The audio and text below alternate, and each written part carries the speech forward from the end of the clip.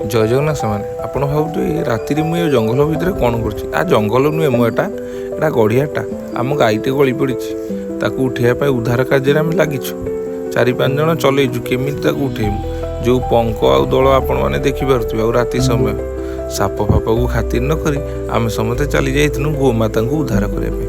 ଦେଖୁଛନ୍ତି ତ, ପୁରା ଜୋର ସୋର ବଳ ସବୁ ଲଗେଇ କଷ୍ଟ ମଷ୍ଟ କରି ମାନେ ପୁରାପୁରି କାଦୁଅ ମାଦୁଅ ହେଇ ଆମେ ଚେଷ୍ଟା କଲୁ ଉଠାଇବୁ। ଆପଣମାନେ ବି ଏମିତି ଗୋମାତାମାନଙ୍କର ସେବା କରନ୍ତୁ, କାରଣ ସିଏ ତାଙ୍କ ଦେହରେ 36 କୋଟି ଦେବାଦେବୀ ଅଛନ୍ତି। ତାଙ୍କୁ ଗୋଟିଏ ରୁମ, ଗୋଟିଏ ଦେବତା।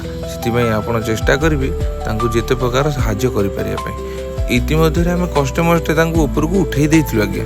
ବହୁତ କଷ୍ଟରେ ଟେକି ଟୁକାକି ଟାଣି ଟୁଣାକି ଉଠେଇ ଦେଇଥିଲୁ। ଆଉ ଆମକୁ କଷ୍ଟ ଲାଗୁଥିଲା, ଆମେ ବହୁତ ଘୋଷାରି ଟିକେ ହେଇଗଲେ, କିନ୍ତୁ କ'ଣ କରିବା, ଉପରକୁ ଉଠାଇବା ପାଇଁ ତ ଟିକେ କଷ୍ଟ କରିବାକୁ ପଡ଼ିବ। କାରଣ ସେଠି ଯେଉଁ ଅଳିଆରେ ପଡ଼ିବା ଅପେକ୍ଷା ଟିକେ ଉପରକୁ ଉଠାଇ ଦେଇଥିଲୁ। ତାପରେ ପଛପଟୁ ତାଙ୍କୁ ଟେକି ଟାକିକି ଆମେ ଚେଷ୍ଟା କରିକି ତାଙ୍କୁ ଛିଡ଼ା କରିକି ତାଙ୍କ ଘର ପାଖରେ ମଧ୍ୟ ପହଞ୍ଚେଇ ଦେଇଥିଲୁ। ଆପଣମାନଙ୍କୁ ଏତିକି ଅନୁରୋଧ କରିବି, ଭାଇମାନେ ଭଉଣୀମାନେ, ଯେଉଁଠି ବି ଆପଣ ଗୋମାତାମାନଙ୍କୁ ଦେଖୁଛନ୍ତି କୌଣସି ହଇରାଣ ହରକତ ହେଉଛନ୍ତି, ତାଙ୍କୁ କିଛି ଆପଣଙ୍କର ସମୟ ବାହାର କରି ଆପଣମାନେ ସେବା କରିବାକୁ ଚେଷ୍ଟା କରିବେ। ଏତିକି ରହିଲି। ଜୟ ଜଗନ୍ନାଥ, ଜୟ ଭାରତ ମାତା, ଜୟ ଗୋମାତା।